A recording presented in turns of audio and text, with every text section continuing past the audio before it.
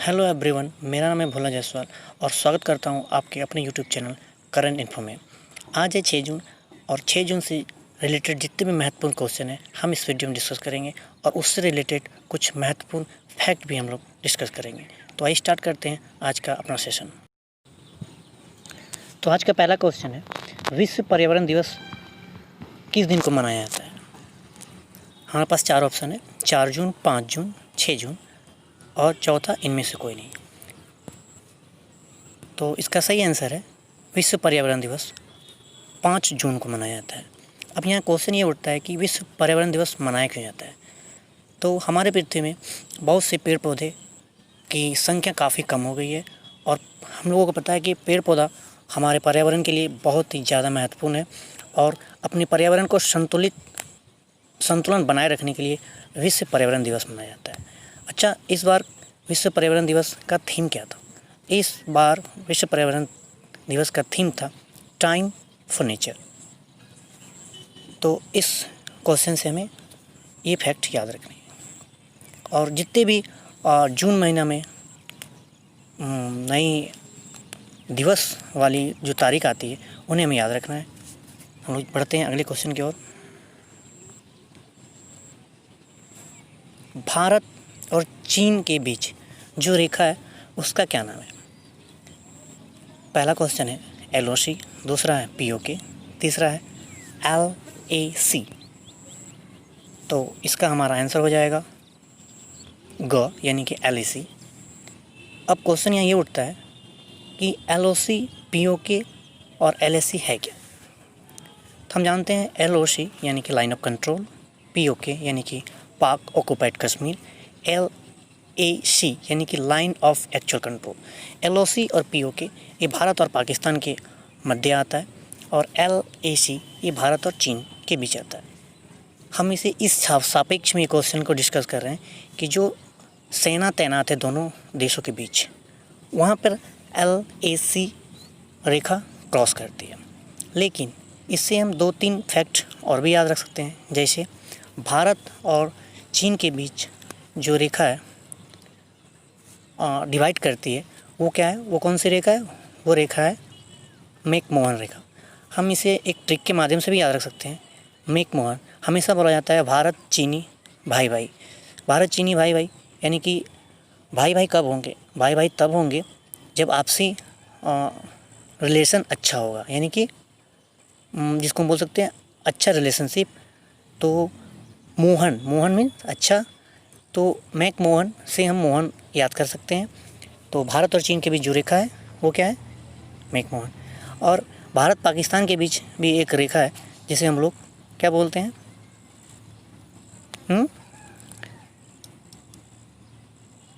भारत और पाकिस्तान के बीच जो रेखा है उसे कहते हैं हम लोग रेड क्लिफ रेखा।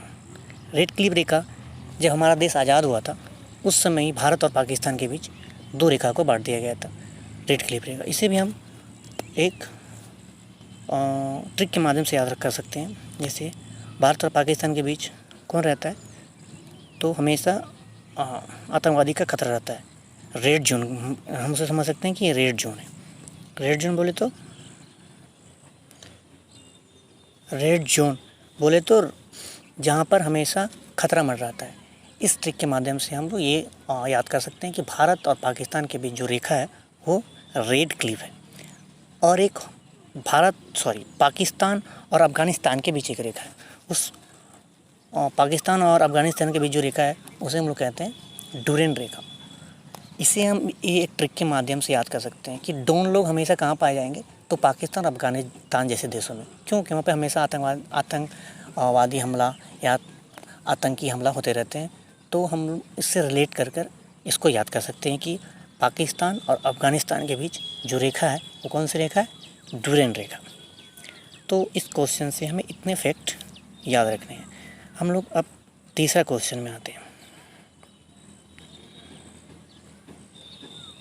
तीसरा क्वेश्चन है, जो वायरस अभी पूरे विश्व में महामारी का रूप ले लिया है उस वायरस का वैज्ञानिक नाम क्या है? पहला ऑप्शन है जीका वायरस, दूसरा कोविड-19 और तीसरा पैरासाइट और चौथा इनमें से कोई नहीं। तो हमारा आंसर क्या हो जाएगा? कोविड-19। हम जानते हैं कि अभी कोविड-19 पूरे दुनिया में खलबली मचा के रखा है। सारी दुनिया घरों में बंद हो गई है, जिसको हम लोग लॉकडाउन के रूप में जानते हैं। भारत में भी ये स्थिति पहले काफ़ी कम थी, लेकिन अभी ये स्थिति भयावह होती जा रही है। दिनों दिन इसके मरीज़ बढ़ते जा रहे हैं। हमारे भारत में भी कई फेज में लॉकडाउन लगा दिया गया है और लॉकडाउन का पालन भी किया जा रहा है। फिलहाल कोविड-19 का कोई वैक्सीन नहीं निकला है, इसीलिए सुरक्षा ही बचाव है। अतः हमें घर में रहने की आवश्यकता है और इस बीमारी से बचने के लिए सरकार विभिन्न प्रकार के गाइडलाइन जारी किया है, उसको मानना है। और जब भी बाहर जाएं तो मुंह में मास्क और हाथ में ग्लव्स लगाकर सोशल डिस्टेंसिंग का पालन करें, तभी इस वायरस से बचा जा सकता है। नेक्स्ट क्वेश्चन की ओर हम लोग बढ़ते हैं। क्वेश्चन नंबर 4, हाल में ही गरीबी रेखा के नीचे रहने वाले लोगों को मुफ्त इंटरनेट सेवा देने वाला पहला राज्य कौन बन गया है? पहला है महाराष्ट्र, दूसरा है केरल, तीसरा है उत्तर प्रदेश। तो इसका सही आंसर क्या हो जाएगा? इसका सही आंसर हो जाएगा केरला, यानी कि ख। अब बात आती है केरल की, तो हमें इसकी राजधानी भी याद होनी चाहिए। केरल की राजधानी क्या है? तिरुवनंतपुरम। इसके मुख्यमंत्री कौन है? पिनरई विजयन। इसके गवर्नर कौन है? आरिफ मोहम्मद खान। तो इस क्वेश्चन से हमें इतनी सारी फैक्ट याद रखने हैं। हम लोग चलते हैं नेक्स्ट क्वेश्चन की ओर। भारत में अनलॉकडाउन 2.0 कब से लागू हुआ? ये भी क्वेश्चन वायरस से रिलेटेड है। भारत में कोरोना वायरस का कहर काफ़ी था। बहुत सारे फेज में जब लॉकडाउन लगा तो सरकार ने कुछ छूट देने के लिए लॉकडाउन 2.0 को लाया। इसमें होगा क्या? सबसे पहले तो इसका आंसर क्या होगा? 1 जून, 2 जून, 3 जून। तो इसका सही आंसर है 1 जून।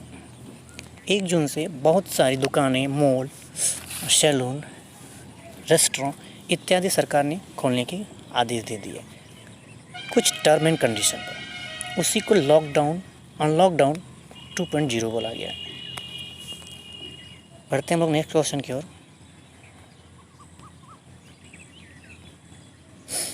हाल में ही किस देश की जिलोमोल मैरियट बिना हाथों के कार चलाने वाली एशिया की पहली महिला बन गई है? इसका आंसर क्या हो जाएगा? पहला है चीन, दूसरा है भारत, तीसरा है श्रीलंका। तो इसका सही आंसर हो जाएगा भारत।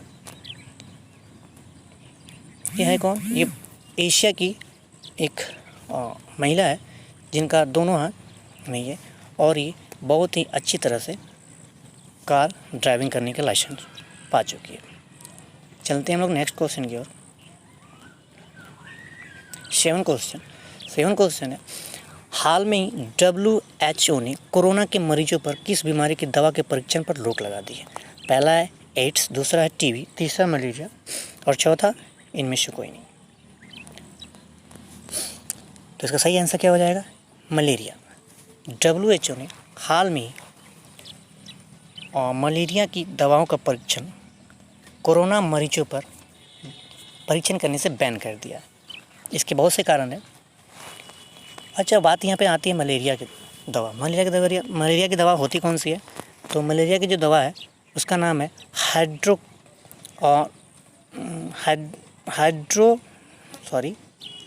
हाइड्रोक्लोरोक्विन, जो दवा है जिससे मलेरिया का उपचार होता है। ये दवा WHO ने कोविड-19 के मरीजों पर परीक्षण करने से रोक लगा दी है। जब ये मलेरिया की बात आती है तो मलेरिया के बारे में हम लोग कुछ डिस्कस कर लेते हैं। मलेरिया एक बीमारी है जो मच्छर के काटने से फैलता है। या क्वेश्चन ये भी आता है कि मलेरिया जो फैलता है वो किस मच्छर के काटने से फैलता है? मलेरिया मादा एनोफिलीज नामक मच्छर के काटने से फैलता है। अब रही बात, ये फैलता है मलेरिया मादा एनोफिलीज मच्छर के काटने से, तो इसको पता कैसे चलता है कि किसी व्यक्ति को मलेरिया है? तो उसके लिए एक टेस्ट आता है BMP बोल के, या कहीं कहीं MP भी लिखा रहता है। उसका फुल फॉर्म होता है मलेरिया पैरासाइट या ब्लड मलेरिया पैरासाइट। तो इस क्वेश्चन से हमें इतने फैक्ट याद रखने हैं। चलते हैं नेक्स्ट क्वेश्चन की ओर। नेक्स्ट क्वेश्चन है, हाल में ही त्साई इंग वेन किस देश की राष्ट्रपति बनी? पहला ऑप्शन है ब्राज़ील, दूसरा है फिलीपींस, तीसरा है ताइवान, चौथा है कोई नहीं। तो इस क्वेश्चन का सही आंसर है ताइवान। क्या आंसर है इसका? ताइवान। हम लोग जंप करते हैं नेक्स्ट क्वेश्चन की ओर। हमारा नंबर क्वेश्चन है, हाल में किस कंपनी ने इस पिता दास को इंडिया का कंट्री मैनेजर नियुक्त किया है? सोनी, सैमसंग, एप्पल, इनमें से कोई नहीं। तो इसका जो करेक्ट आंसर है वो है एप्पल। एप्पल एक बहुत बड़ी कंपनी है जो सबसे महंगा मोबाइल फ़ोन भी आता है इनका। नेक्स्ट हम लोग जंप करते हैं नेक्स्ट क्वेश्चन की ओर। और अंतिम क्वेश्चन हमारा 10वां नंबर क्वेश्चन, हाल में मुंबई और गुजरात में जो चक्रवात आया था उसका क्या नाम था? पहला है अम्फान, दूसरा है निसर्ग, तीसरा है टोर्नेडो। तो जो इसका सही आंसर है वो क्या है? निसर्ग। इसका सही आंसर है वो क्या है? निसर्ग। ये कहाँ पर आया था? मुंबई और गुजरात में। हालांकि ये उतना खतरनाक नहीं था जितना कि अम्फान था। अम्फान अभी हाल फिलहाल में ही बंगाल की खाड़ी पर उठा था और वो बंगाल, झारखंड होते हुए ये नेपाल की ओर पहुंच गया, जो काफ़ी तबाही मचाते हुए गया, खास करके बंगाल में। तो आज के सेशन में हम इतना ही डिस्कस करते हैं।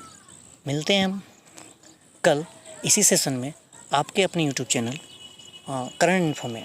अगर इस वीडियो से आपको थोड़ा सा भी नॉलेज में इम्प्रूव मिलता है तो इस वीडियो को लाइक करें, शेयर करें और हमारे चैनल को ज़रूर सब्सक्राइब कर दें।